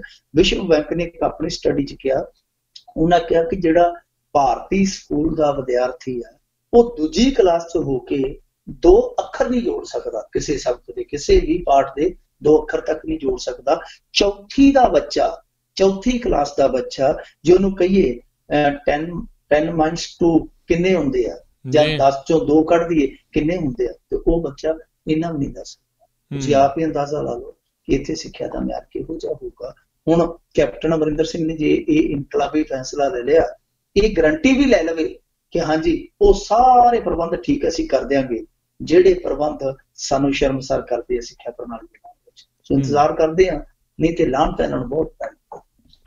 ਜੀ, ਜਾਂਦੇ ਜਾਂਦੇ ਮਿੰਟੂ ਜੀ ਗੱਲ ਕਰ ਲਈਏ 2 ਵੱਖ-ਵੱਖ ਸ਼ਰਮਨਾਕ ਘਟਨਾਵਾਂ ਦੀ। ਨਸ਼ੇੜੀ ਪਿਓ ਨੇ ਪੁੱਤ ਨਾਲ ਰਲ ਕੇ ਨਿੱਕਾ ਪੁੱਤ ਮਾਰਿਆ, ਤੇ ਜਿਹੜੀ ਕੱਲ ਮੰਦਿਰ ਦੇ ਵਿੱਚੋਂ ਚੋਰੀ ਹੋਣ ਵਾਲੀ ਜਿਹੜੀ ਖਬਰ ਸੀ, ਉਸ ਦੇ ਵਿੱਚ ਕਹਿੰਦੇ ਚੋਰ ਉਹਨਾਂ ਦਾ ਆਪਣਾ ਹੀ ਨਿਕਲਿਆ। ਦੇਖੋ, ਜਿਹੜੀ ਇਹ ਘਟਨਾ ਹੈ ਨਾ, ਇਹ ਸੁਲਤਾਨਵਿੰਡ ਦੀ ਹੈ, ਜਿੱਥੇ ਇੱਕ ਪਿਓ ਨੇ ਆਪਣੇ ਨਸ਼ੇੜੀ ਪੁੱਤ ਨੂੰ ਰਲ ਕੇ, ਕਿਉਂਕਿ ਦੋਵੇਂ ਨਸ਼ਾ ਕਰਦੇ ਸੀਗੇ, ਨਿੱਕੇ ਪੁੱਤ ਨੂੰ ਇਸ ਕਰਕੇ ਮਾਰ ਦਿੱਤਾ ਕਿਉਂਕਿ ਉਹ ਪੈਸੇ ਨਹੀਂ ਸੀ ਦਿੰਦਾ, ਇੱਟਾਂ ਮਾਰ ਕੇ ਉਹਦਾ ਕਤਲ ਕਰ ਦਿੱਤਾ ਜੀ। ਹੁਣ ਦੇਖੋ, ਇਹ ਪੰਜਾਬ ਦੇ ਵਿੱਚ ਇਸ ਮਹੀਨੇ 'ਚ ਜਿਹੜੀਆਂ ਮੇਰੀਆਂ ਅੱਖਾਂ ਤੋਂ ਗੁਜ਼ਰੀਆਂ ਖਬਰਾਂ 'ਚੋਂ 5ਵੀਂ-6ਵੀਂ ਖਬਰ ਹੈ, ਜਿੱਥੇ ਨਸ਼ੇ ਖਾਤਰ ਜਾਂ ਤੇ ਪੁੱਤ ਨੇ ਪਿਓ ਮਾਰ ਦਿੱਤਾ ਜਾਂ ਪਿਓ ਨੇ ਪੁੱਤ ਮਾਰ ਦਿੱਤਾ। ਆ 5ਵੀਂ-6ਵੀਂ ਖਬਰ ਇੱਕ ਥਾਂ ਤੇ ਮਾਰ ਦਿੰਦਾ ਆ ਮਹੀਨੇ 1.5 ਮਹੀਨੇ ਦੇ ਵਿੱਚ। ਤੁਸੀਂ ਆਪ ਅੰਦਾਜ਼ਾ ਲਾ ਲਓ ਕਿ ਨਸ਼ਾ ਇਹ ਕਹਿੰਦੇ ਅਸੀਂ ਖਤਮ ਕਰ ਦਿੱਤਾ, ਨਸ਼ਾ ਖਤਮ ਕਰ ਦਿੱਤਾ ਕਿ ਨਸ਼ਾ ਮਹਿੰਗਾ ਕਰ ਦਿੱਤਾ। ਹੁਣ ਲੋਕੀ ਆਪਣੇ ਜੀਆਂ ਨੂੰ ਮਾਰ ਦਿੱਤੇ। ਇਹ ਬਹੁਤ ਸ਼ਰਮਸਾਰ ਕਰਨ ਵਾਲੀ ਘਟਨਾ ਹੈ ਕਿ ਸਾਡੇ ਇੱਥੇ ਪੰਜਾਬ ਦੇ ਵਿੱਚ ਨਸ਼ੇ ਦੇ ਹੱਥੋਂ ਰਿਸ਼ਤੇ ਕਤਲ ਹੁੰਦੇ ਪਏ। ਕਿਤੇ ਮਾਂ ਦੇ ਨਾਲ ਨਸ਼ੇੜੀ ਬਲਾਤਕਾਰ ਕਰ ਦਿੰਦਾ ਤੇ ਕਿਤੇ ਚੁੱਕ ਕੇ ਇੱਟ ਆਪਣੇ ਪੁੱਤ ਨੂੰ ਕਤਲ ਕਰ ਦਿੰਦਾ। ਸੋ ਇਹ ਨਸ਼ੇ ਦਾ ਇੱਥੇ ਦਾ ਸਭ ਤੋਂ ਘਿਨਾਉਣਾ ਮੈਂ ਕਹੂੰਗਾ ਕਿ ਸਰੂਪ ਆ, ਘਨਾਉਣਾ ਇੱਥੋਂ ਦਾ ਚਿਹਰਾ ਹੈ ਜਿਹੜਾ ਕਿ ਸ਼ਾਇਦ ਸਾਡੇ ਹਾਕਮਾਂ ਨੂੰ ਨਹੀਂ ਦਿਖਦਾ ਜੀ। ਦੂਜੀ ਜਿਹੜੀ ਤੁਸੀਂ ਗੱਲ ਕੀਤੀ ਆ, ਉਹਦੇ 'ਚ ਵੀ ਸ਼ਰਮਸਾਰ ਕਰਨ ਵਾਲੀ ਗੱਲ ਇਹੋ ਹੀ ਆ ਕਿ ਜਿਹੜੇ ਰਾਖੇ ਸੀਗੇ ਉਹੀ ਲੁਟੇਰੇ ਬਣ ਗਏ। ਅਸਲ ਦੇ ਵਿੱਚ ਜਿਹੜੀ ਮਾਫ ਕਰਨਾ, ਜਿਹੜੀ ਮੰਦਰ ਦੁਰਗਿਆਣਾ ਦੇ ਵਿੱਚ ਚੋਰੀ ਹੋਈ ਦੀਵਾਲੀ ਵਾਲੀ ਰਾਤ, ਉਸ ਚੋਰੀ ਦੇ ਸਬੰਧ ਦੇ ਵਿੱਚ ਜਿਹੜਾ ਬੰਦਾ ਫੜਿਆ ਇਹਨਾਂ ਨੇ, ਉਹ ਬੰਦਾ ਇਹਨਾਂ ਦੇ ਮੰਦਰ ਦਾ ਆਪਣਾ ਹੀ ਪੱਕਾ ਸੇਵਾਦਾਰ ਨਿਕਲਿਆ। ਸੇਵਾਦਾਰ ਵੀ ਕਾਹਦਾ ਸੀਗਾ? ਜਿਹੜਾ ਇਹਨਾਂ ਦਾ ਮਿਸ਼ਠਾਨ ਭੰਡਾਰ ਆ, ਜਿੱਥੋਂ ਪ੍ਰਸ਼ਾਦ ਵਗੈਰਾ ਦੀਆਂ ਪਰਚੀਆਂ ਜਾਂਦੀਆਂ, ਉੱਥੇ ਪਰਚੀਆਂ ਕੱਟਣ ਦਾ ਹੀ ਕੰਮ ਕਰਦਾ ਸੀਗਾ। ਔਰ ਉਹਨੂੰ ਪਤਾ ਸੀਗਾ ਕਿ ਅੱਜ ਇੰਨਾ ਚੜਾਵਾ ਚੜਿਆ, ਜਿੰਨੀ ਵੱਟ ਹੋਈ ਸੀਗੀ ਉਹ ਸਾਰੀ ਗੋਲਕ 'ਚ ਪਾ ਕੇ ਜਦੋਂ ਸਾਰੇ ਚਲੇ ਗਏ ਨੇ, ਰੱਖੀ ਤਾਕ ਕੇ ਹੁਣ ਨਿਕਲ ਗਿਆ, ਨਾਲ 2 ਸਾਥੀ ਬੁਲਾ ਕੇ ਪਹਿਲਾਂ ਤੇ CCTV ਕੈਮਰੇ ਅੰਨੇ ਕੀਤੇ, ਕੱਪੜਾ ਪਾ ਕੇ, ਤੇ ਮੁੜ ਕੇ ਉਹਨੇ ਹੱਥ ਸਾਫ਼ ਕਰ ਦਿੱਤੇ। ਤੇ ਉਹ ਸ਼ਾਤਰ ਇੰਨਾ ਸੀਗਾ ਕਿ ਸਿਰਫ ਉਹਦੇ ਚੋਂ 2-2 ਹਜ਼ਾਰ ਵਾਲੇ ਨੋਟ ਕੱਢੇ, ਛੋਟੇ ਨੋਟ ਰਹਿਣ ਦਿੱਤੇ ਕਿ ਕੋਈ ਇਹ ਨਾ ਪਤਾ ਲੱਗੇ ਕਿ ਇਹਦੇ ਚੋਂ ਨੋਟ ਗਾਇਬ ਹੋ ਗਏ। ਯਾਨੀ ਥੋੜੇ ਨੋਟ 2-2 ਹਜ਼ਾਰ ਵਾਲੇ, ਯਾਨੀ ਰਕਮ ਵੱਡੀ ਬਣਦੀ ਸੀ ਜਿਹੜੀ, ਉਹ ਕੱਢ ਲਈ। ਪਰ ਇਹਦੇ ਵਿੱਚ ਇਹ ਸੀਗਾ ਕਿ ਸ਼ੱਕ ਦੀ ਸੂਈ ਹੈ ਜਿਹੜੀ ਸਿੱਧੇ ਤੌਰ ਤੇ ਸੇਵਾਦਾਰਾਂ ਵੱਲ ਗਈ। ਫਿਰ ਇਹਦਾ ਘਰ ਫੁੱਲਿਆ ਗਿਆ। ਹੈਰਾਨਗੀ ਦੀ ਗੱਲ ਤੇ ਇਹ ਆ ਕਿ ਜਿਹੜਾ 6 ਲੱਖ ਚੋਰੀ ਹੋਇਆ ਸੀ ਉਹ ਤੇ ਮਿਲਿਆ, 14 ਲੱਖ ਰੁਪਇਆ ਅੱਗੋਂ ਹੋਰ ਮਿਲ ਗਿਆ। ਉਹ ਪੁੱਛਿਆ ਤੇ ਕਹਿੰਦਾ ਜੀ ਉਹ ਵੀ ਉੱਥੋਂ ਆਇਆ, ਉਹ ਵੀ ਲక్ష్ਮੀ ਦੀ ਕਿਰਪਾ ਉੱਥੋਂ ਹੀ ਹੋਈ। ਯਾਨੀ ਪਰਚੀਆਂ ਕੱਟਣ ਵਾਲੇ ਤੇ ਹੁਣ ਪਰਚਾ ਇਹ ਕੱਟਿਆ ਜਾ ਰਿਹਾ ਹੈ ਕਿ ਉਹਨੇ ਇਸ ਮੰਦਿਰ ਚੋਂ 20 ਲੱਖ ਰੁਪਇਆ ਇਕੱਠਾ ਕਰਕੇ ਤੇ ਘਰੇ ਰੱਖਿਆ ਹੋਇਆ ਸੀ। ਅਸਲੀ ਤੇ ਮਾਂ ਲక్ష్ਮੀ ਦੀ ਉੱਥੇ ਮੇਰੇ ਖਿਆਲ ਦੇ ਨਾਲ ਕਿਰਪਾ ਹੋ ਗਈ ਸੇਵਾਦਾਰ ਤੇ ਇਹਦੇ ਬਾਰੇ ਤਾਂ ਮੈਂ ਕੱਲ ਵੀ ਸ਼ੱਕ ਕੀਤਾ ਸੀਗਾ, ਕੱਲ ਦੇ ਪ੍ਰੋਗਰਾਮ 'ਚ ਵੀ ਕਿਹਾ ਸੀਗਾ ਕਿ ਜਾਪਦਾ ਤੇ ਇਹੋ ਹੀ ਆ ਕਿ ਇਹ ਜਿਹੜੀ ਲక్ష్ਮੀ ਪੂਜਾ ਵਾਲੀ ਰਾਤ ਲక్ష్ਮੀ ਤੁਰ ਕੇ ਗਈ ਆ, ਕਿਤੇ ਇਹ ਨਾ ਹੋਵੇ ਕਿ ਉਹ ਆਪਣੇ ਕਿਸੇ ਸੇਵਾਦਾਰ ਤੇ ਦਿਆਲ ਹੋ ਗਈ। ਸਾਰਾ ਕੁਛ ਓਦਾਂ ਹੀ ਹੋਇਆ। ਉਹ ਲక్ష్ਮੀ ਹੈ ਜਿਹੜੀ ਉਹ ਬਾਹਰ ਨਹੀਂ ਗਈ। ਇਹ ਗੱਲ ਚੰਗੀ ਹੋਈ ਆ ਕਿ ਉਹਨੇ ਜਿਹੜੀ ਜਾ ਕੇ ਉੱਥੇ ਦਿਆਨਦਾਰੀ ਦਿਖਾਈ ਹੈ ਉਹ ਆਪਣੇ ਇੱਕ ਸੇਵਾਦਾਰ ਤੇ ਦਿਖਾਈ ਹੈ। ਸੇਵਾਦਾਰ ਤੇ ਸ਼ਾਇਦ ਇਸ ਕਰਕੇ ਦਿਖਾਈ ਹੈ ਕਿਉਂਕਿ ਅੱਜ ਕੱਲ ਇਹ ਰੱਬ ਦੇ ਵਿਚੋਲੇ ਨਹੀਂ ਡਰਦੇ, ਇਹਨਾਂ ਵਿਚੋਲਿਆਂ ਤੋਂ ਰੱਬ ਡਰਦਾ। ਸਹੀ ਗੱਲ ਹੈ। ਤੇ ਬਹੁਤ ਧੰਨਵਾਦ ਕਰਦੇ ਹਾਂ ਮਿੰਟੂ ਜੀ ਤੁਹਾਡਾ, ਤੁਸੀਂ ਸਾਡੇ ਨਾਲ ਜੁੜੇ, ਇਹਨਾਂ ਖਬਰਾਂ ਦੇ ਬਾਰੇ ਸਾਨੂੰ ਜਾਣਕਾਰੀ ਦਿੱਤੀਆਂ। ਅਗਲੀ ਵਾਰ ਤੱਕ ਲਈ ਬਹੁਤ ਧੰਨਵਾਦ, ਬਹੁਤ ਮਿਹਰਬਾਨੀ। ਸਤਿ ਸ੍ਰੀ ਅਕਾਲ। ਸਤਿ ਸ੍ਰੀ ਅਕਾਲ। ਤੇ ਸਰੋਤਿਓ, ਇੱਥੇ ਹੀ ਸਾਡਾ ਅੱਜ ਦਾ ਇਹ ਪ੍ਰੋਗਰਾਮ ਖਬਰ ਤੇ ਨਜ਼ਰ ਉਹ ਵੀ ਹੁਣ ਸਮਾਪਤ ਹੈ। ਮਿਲਾਂਗੇ ਅਗਲੇ ਵਾਰ, ਉਦੋਂ ਤੱਕ ਲਈ ਮੈਨੂੰ ਵੀ ਇਜਾਜ਼ਤ ਦਿਓ। ਮੇਰੇ ਵੱਲੋਂ ਤੁਹਾਨੂੰ ਸਾਰਿਆਂ ਨੂੰ ਬਹੁਤ ਪਿਆਰ ਸਤਿਕਾਰ ਸਾਹਿਬ ਦੋਨੋਂ ਅੱਜ ਜੋੜ ਕੇ ਨਿੱਘੀ ਜਿਹੀ ਸਤਿ ਸ੍ਰੀ ਅਕਾਲ। ਜਿਉਂਦੇ ਵਾਸਤੇ ਰਹੋ, ਹੱਸਦੇ ਖੇਲਦੇ ਰਹੋ, ਸੁਣਦੇ ਰਹੋ ਪੰਜਾਬੀ ਰੇਡੀਓ USA। ਰੱਬ ਰੱਖਾ।